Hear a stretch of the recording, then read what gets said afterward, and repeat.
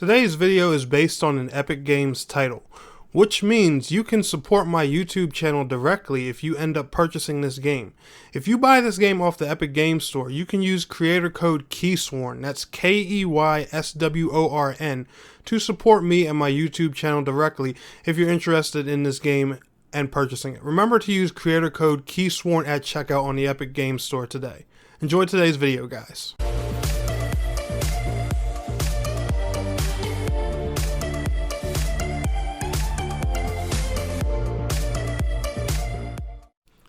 Oh, Kindred. Oh, Ashen One. Are you ready to devour the heart of a mage? Well, no. What do you mean? Dreamer, are you not going to devour this heart of this mage?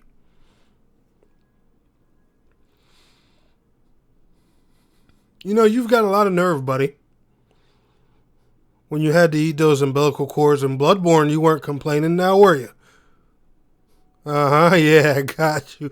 It's like, nah, guys, what is going on, gamers and gamettes? My name is Tanek127, and welcome back to another video.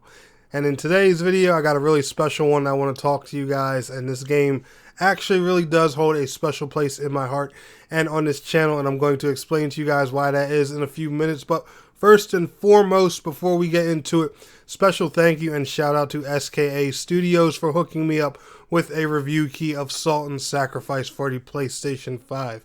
And what you guys are seeing here is fresh, authentic, my own PlayStation 5 gameplay.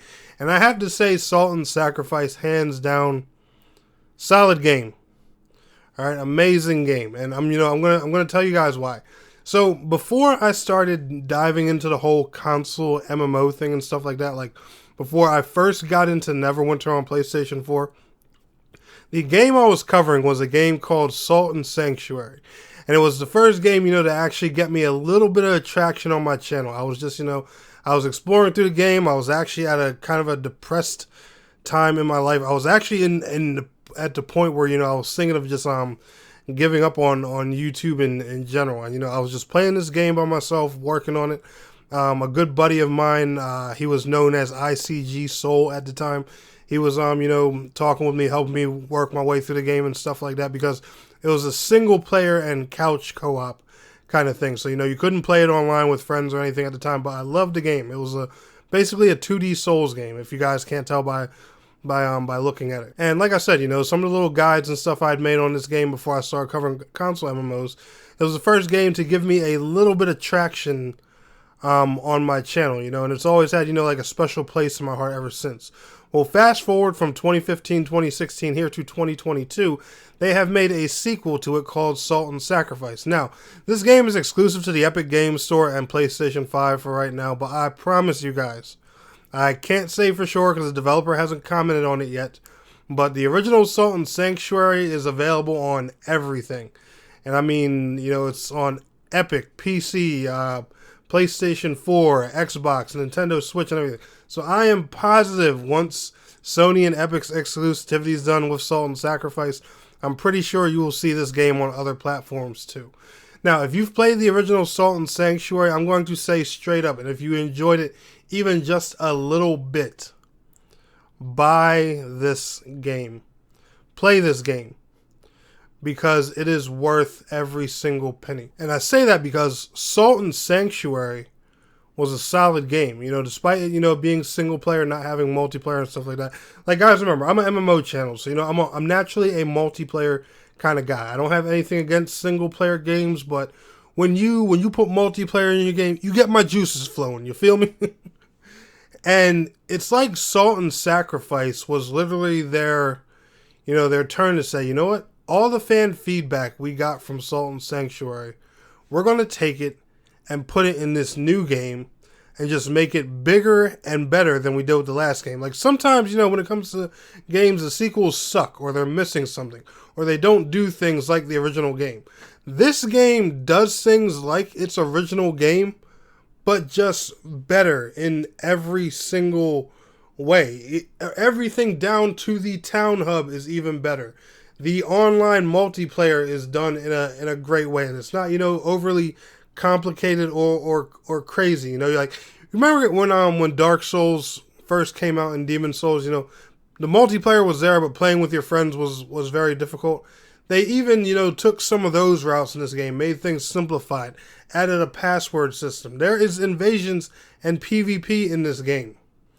Like, Salt and Sacrifice is a ton of fun. And I mean a ton of fun. There's a lot of weapons in here, all kinds of different weapon variety and stuff like that. Now, I'm not going to sit here and act like I'm an expert on the story and the lore, because I'm not. I don't have much of a clue of what's going on. This is my first impressions of it. I haven't completed the game. I've nowhere near finished this game yet. But what I can tell you is, you are some type of warrior. You have committed a sin in some way, and one of the items you start with basically says the sin you had committed. Like, you have a starter item that you can pick when you're making your character, and based on what item you picked, that's the sin you committed. Now, I don't know if that's going to affect anything story wise later on, so do keep that in mind, and do keep an eye out for that. But each one of these items you pick, you know, they can give you some type of advantage or help you in the game in some way, shape, or form.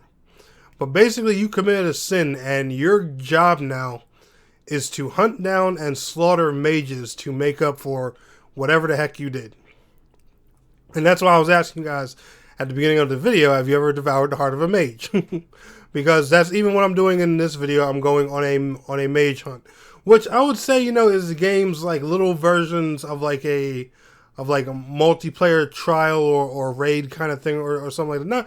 Not really a raid, but, you know, just like a world or a mini boss that you have to go after. The game seems to have like these mage guys that you go after, and then it also has like these main storyline bosses that are in the different areas you go after. I don't know, it's a little confusing, but it's also, you know, a pretty cool concept as well. And every time you go on these mage hunts, they give you all kinds of special rewards, goodies. Of course, you know, you get plenty of XP and all that fun stuff. It's a lot of fun. If you've played the original Salt and Sanctuary, then you already know the soundtrack of this game is banging, is good. There's light character creation in here. You know, you do just get to customize some features and stuff like that. I do wish that the character creation of the game was a bit more in depth, because, you know, you can see a decent amount of detail on these characters. But, you know, it's all right. It's pretty fun for what it is. Nice little 2D Souls-like and Metroidvania style game. I really do enjoy it. And like I said, guys, it's just a big improvement over the original Salt and Sanctuary. However, the one thing I will say about it is it's kind of weird that I'm honestly going to recommend to people now is, like, I'm probably going to start telling people who want to get into the Salt and Sanctuary and Salt and Sacrifice games to probably play Salt and Sacrifice first, because with the extra features that it comes with, it kind of makes this game more accessible than the original Salt and Sanctuary, which you'll be technically stuck playing by yourself if you don't have someone, you know, to do couch co-op with. Now, I know a lot of people like tackling these Souls-like games and stuff like that solo, which there's nothing wrong with, but I'm just saying, you know, having a friend or somebody to join your game, obviously, you know, makes things a lot easier. But anyway, guys, if you're, you know, beat Elden Ring and you're done with Elden Ring and you need something else to sink your teeth into that's, you know, that's Souls-like and really good, Salt and Sacrifice, hands down. Get it. If you play on PC, remember to use creator code KEYSWORN, that's KEYSWORN, and, you know, it'll support me in the YouTube channel directly. Doesn't cost you anything extra to type in my creator code, or check the game out on PlayStation 5. Like I said, there's been no confirmation yet, but I am confident that this game will be hitting other platforms sometime in the future, just like the previous game did. But anyway, guys, y'all enjoyed today's video? Smash that like button. I will see y'all in the next one. Peace out. Have a good one.